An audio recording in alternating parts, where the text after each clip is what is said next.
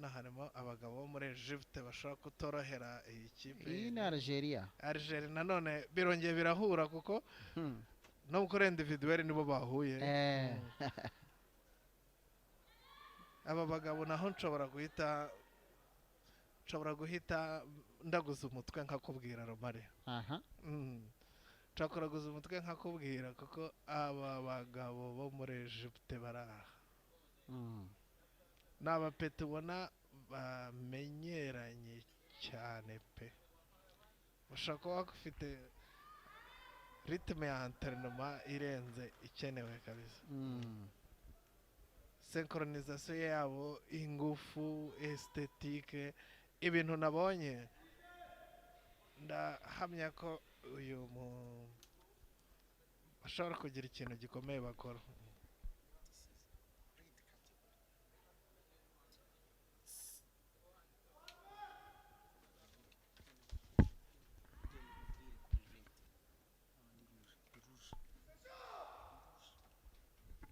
Aha rero ni ekipe ya Misiri ifite red category ntabwo ari blue. Urabona ko bambaye umukandara utukura, ni kategori yabo y'umukandara utukura. Joje movement zabo ngira ngo barazitangiye, urimo urazibona ute d'abord uburyo batangiye movement zabo? Batangiye neza. Iyi ni kata yitwa GOJUSHIHO.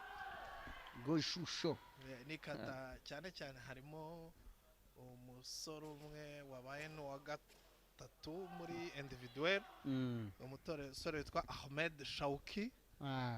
Ni umusore kabisa umetrize iyi kata, yayikoraga wenyine kabisa ukavuga uti uyu muntu ntawe uri bumukire. None urana muri ekipe iyi kata kabisa yakumye kubatunga cyane, bagomba kuba bayimetrize. Ni kata bametriza cyane, kandi iyo wahisemo neza bikunze kuguhira cyane muri kata. Habamo no guhitamo neza, ugahitamo ikata igufitinga ikoroheye kandi umetriza cyane, kuko aha ni umudari umuntu ari guhangana nawo, ni igikombe. Nta bintu bya brage byo kuzana ikintu katiza ko gucalenjinga. N'abahanga abayejivisiye urabona ko bahindukira rimwe, movement zabo zirajyana. Urebye no ku birenge buriya hari ukuntu njya mfotora n'ibirenge ndimo ndeba, ukifatira nk'utumuvuma tw'ibirenge gusa ngo urebe synchronisation, urebe kuko wacalenjinga nk'aba arbitre, ukavuga uti aba bantu ukurikije ibi n'ibi mukota mwahereye ko mbona ukaba wabibereka. Buriya ni nabyo nuko wenda hano muri iri shampiyona batabikoze. Ahandi bundi muri karate bagira n'ikintu cya video review, ku buryo umuntu ukompreninze amanika niba ari umucoach, kuko nkuko babibonye muri komite haba hari utubox tw'abacoach bagira inama abakinnyi babo. Abo bacoach baba bafite agakarite k'umutuku cyangwa undi afite aka bleu. Wa aka aba afite agakarite ka rouge, wa bleu akaba afite aka bleu kanditseho V na R. Kavuga video review. Iyo kompreninze rero ahita akamanika, bakareviewinga kuri video bakareba. Aka kantu ko mbona kari mu bwenge, aka kantu kari mu bwenge, aka kantu kari mu bwenge cyane. Ubu ni muri bunkai barimo barasobanura GOJUSHIHO. Yakata bakoraga. Hano ukuntu agenda areba abitegereza, urabona concentration, urabona agresivite, jugunya hirya. N'aka kantu hano ko ajugunya umuntu ariko nawe akakora effort yo kwijugunya bishoboka. None se biriya kwijugunya cyane byo si ikibazo? Ntabwo ari ikibazo, ahubwo ni kurushaho kwanima kata bari gukora ibunkaye kugira ngo birusheho kuryoha. Ni nko gukorompa abarubitre, nka corruption iri morale baba barimo bakubita bano bagabo. aha maze gushyira mu ngoto hariya ahita amukubita no mu bifu ibifu arabijegeza ah urabona agakoryo kuna muzamukiyeho hariya n'ikindi cyiza rero buriya hari abantu bashobora kuba babona umuntu ari kugwa gutya buriya ntabwo umuntu agwa uko abonye muri karate kuko ushobora kugwa ibitugu bikavunika cyangwa ugakeba n'ijosi buriya hari uburyo umuntu agwa ugomba gushyiramo agakoryo ushyiramo agakoryo kugira ngo uze kugwa neza cyane cyane nk'abantu bakora jido bo bagira seanse yo kugwa niyo baheraho umuntu agomba kumenya ukuntu agwa kugira ngo atagira ikindi yangiza ku mubiri we kunamuna hariya tukagira n'amahirwe rero ko dufite iyi tatami ariyo iyi tere dukiniraho n'itere ubundi iri plasitifiye ni igitapi ku buryo umuntu iyo aguyeho ntacyaba keretse uguye nabi wenda ukaba wavunika ariko iyo ni agisida nk'izindi zose wenda unaturutse kure cyangwa uturutse kure ya Egypte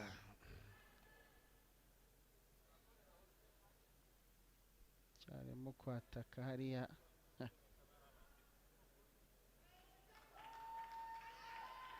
Kata rero baramaze kuyisobanura baranayisoje ubu bagiye guhigama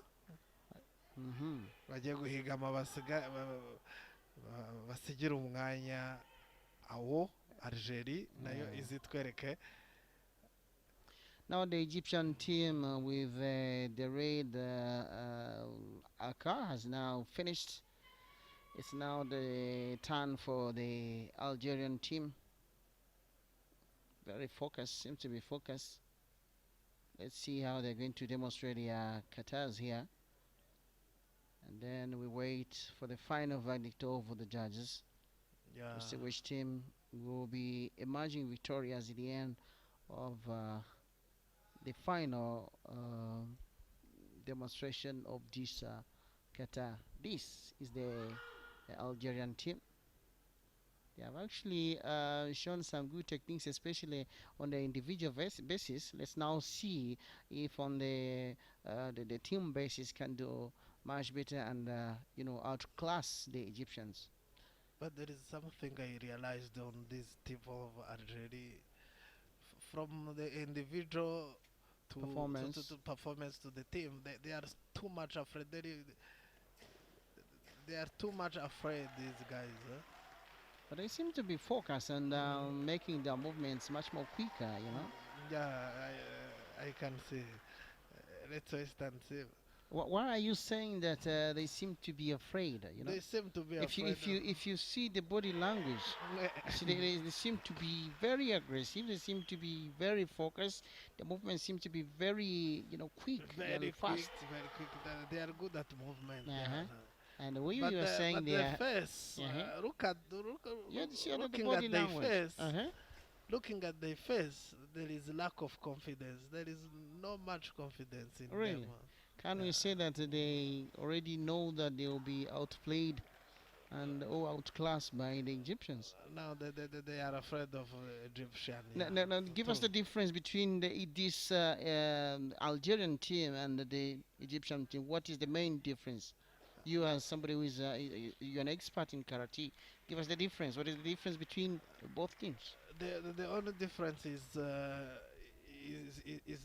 experience. Is the experience. Algeria is not much experienced than Egypt, and the individual guys from Egypt are used to be the champion during such tournament. Yes. That's why these guys from Algeria seem to be very, very much afraid from them. If you compare the movements, because the movements in this category or in karate is something very, very important. Compare the movements of both teams. How do they differentiate? I mean, what is the difference between their movements? I think there is not much difference. There is not much difference, but from the Egyptian team, they are so quick than these guys, and they are so aggressive, much aggressive.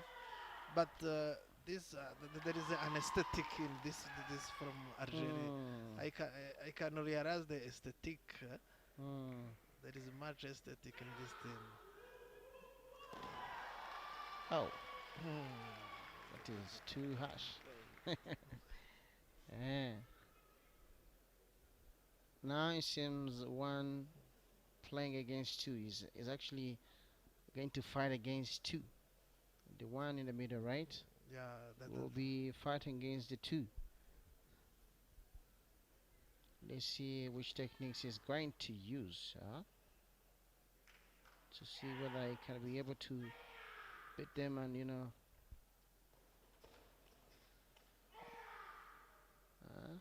see the aesthetic? Yeah. Ah, good. Oh, this is great. Great, very great, very great. The way the guy on the ground is breathing is actually, he has been hit seriously. But he's familiar with that kind of kicks, and that's why he wakes up quickly, moves up again to attack. But when he's going to get up in the morning, he will feel it. He'll be feeling it. He will be feeling this movement. You have to feel them. But as it is the final.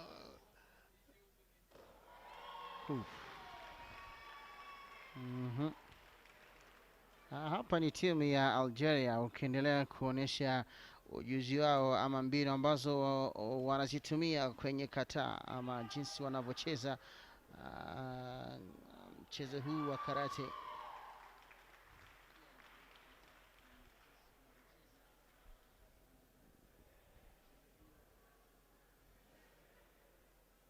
Abona uburyo barimo bakomeza kugenda bataka basa naho bararangije hano. Barasoje Kata. Barasoje. Ahubwo tugiye kureba noneho ahangaha ho nta kubeshye biragoye.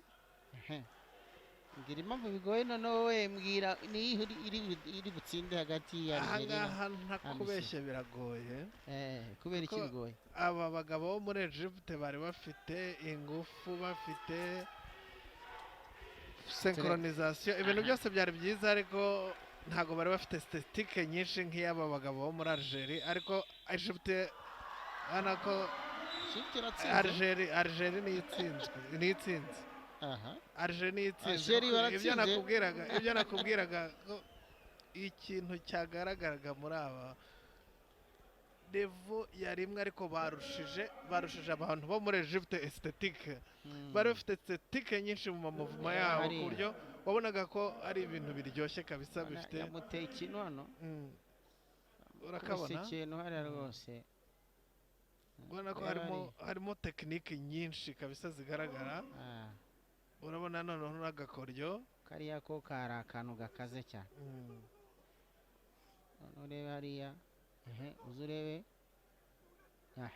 Ako ni dash yakumviye mu mutwe kari. Urabona ko koko kari yakumviye mu bwonko neza kageze hari. Hari ahantu ikintu barushije Egypt cyane ni